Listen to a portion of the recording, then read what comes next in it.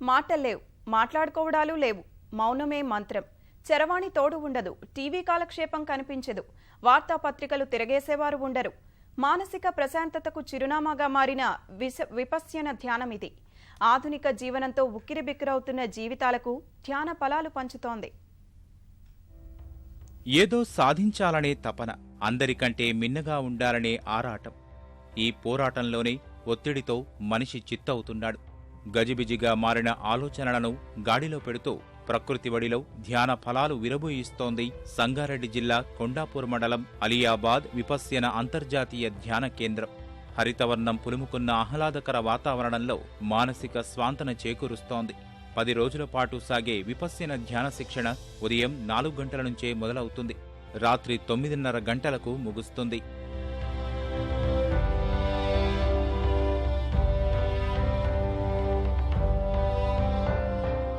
శిక్షణ ప్రారంభం నుంచే మౌనవ్రతం ప్రారంభమవుతుంది. ఎవరితోనూ మాట్లాడేందుకు వీలుండదు. సాధకులకు వేరువేరుగా ప్రత్యేక గదులు ఉంటాయి. మొబైల్ ఫోన్లను కేంద్రంలోకి అనుమతించారు. టీవీలు, దినపత్రికలు కూడా కనిపించవక్కడ.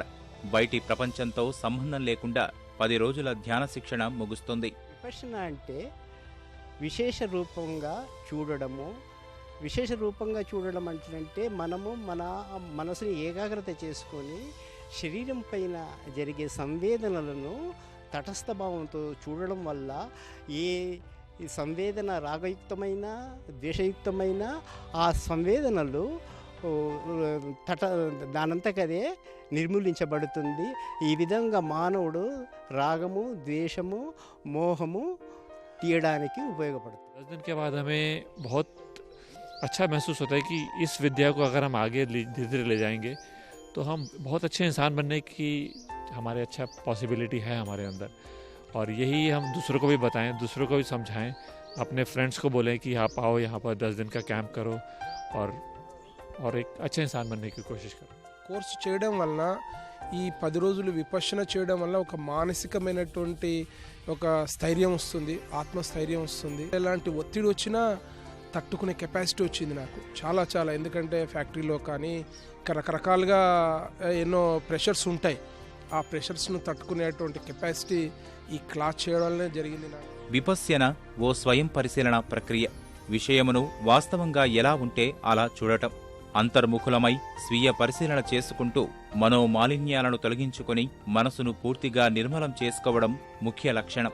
నిత్యం అంతర్జాలంలో మునిగి తేలుతూ సోషల్ మీడియాలో చక్కర్లు కొట్టే నేటి యువతరం సైతం విపశ్యన యోగపై ఆసక్తి చూపుతున్నారు. ఏం సంఘర్షణ జరుగుతుంది, మనం బాధగా ఉన్నామా, సంతోషంగా ఉన్నామా, కలవరపడుతున్నామా, టెన్షన్ ఉందా, ఇంకా భయపడుతున్నామా, ఇలాంటివన్నిటి గురించి కూడా తెలుసుకొని వాటిని నిజ జీవితంలో ఎలా ఎదుర్కోవాలి అనేది ఇక్కడ ప్రాక్టీస్ అన్నమాట. చాలా మందికి అనిపిస్తుంది ఓల్డ్ ఏజ్ వచ్చాకే మెడిటేషన్ చేయాలి, this is not for our status, మన ఏజ్కి కాదు, మన యంగ్స్టర్స్కి కాదు అని. బట్ ఇట్స్ వెరీ ఇంపార్టెంట్ యంగ్స్టర్స్కి అండ్ కిడ్స్, చిల్డ్రన్స్కి ఫస్ట్ కావాల్సింది. బికాజ్ విత్తనం ఎలా ఉంటే చెట్టు అలా మొలుస్తుందని. సో ఎంత ఎర్లీగా ఈ టెక్నిక్ నేర్చుకుంటే, ఇట్స్ జస్ట్ అ టెక్నిక్ అండి. How you concentrate on your breath, తర్వాత మీ బాడీలో జరిగే సంవేదన, mind control, mind energy form అవుతుంది. ఒక డిసిప్లిన్లో వస్తారు వాళ్ళు రైట్ థింకింగ్, ఇంకా పాజిటివ్ థింకింగ్ వాళ్ళు లైఫ్కి మంచి సంతోషంగా రైట్ పాత్ నుంచి వెళ్ళిపోవచ్చు. దీన్ని బట్టి ఇది అంతా బుద్ధిస్ట్ టీచింగ్లా బుద్ధ కూడా విపాసన మెడిటేషన్ చేసి ఎన్లైట్మెంట్ గురించి, లిబరేషన్ గురించి వెళ్ళండి. కొండాపూర్ ధ్యాన కేంద్రం బుద్ధుడి ప్రియ శిష్యుల్లో ఒకరైన కౌండిన్యుడు ఏర్పాటు చేసినట్లు ఆధారాలు లభించాయి. ఈ ప్రాంత ప్రాశస్త్యాన్ని ఆధారంగా చేసుకుని ప్రస్తుతం ధ్యాన కేంద్రం ఏర్పాటైంది. ఋగ్వేదంలోనూ ప్రస్తావించిన ఈ ధ్యాన పద్ధతి 2600 ఏళ్లకు పూర్వం బుద్ధుడు తిరిగి కనుగొన్నట్లు ఆధారాలున్నాయి. ఇప్పుడు ప్రాచుర్యం పొందుతూ ప్రపంచవ్యాప్తంగా 180 అంతర్జాతీయ ధ్యాన కేంద్రాలు కొనసాగుతున్నాయి.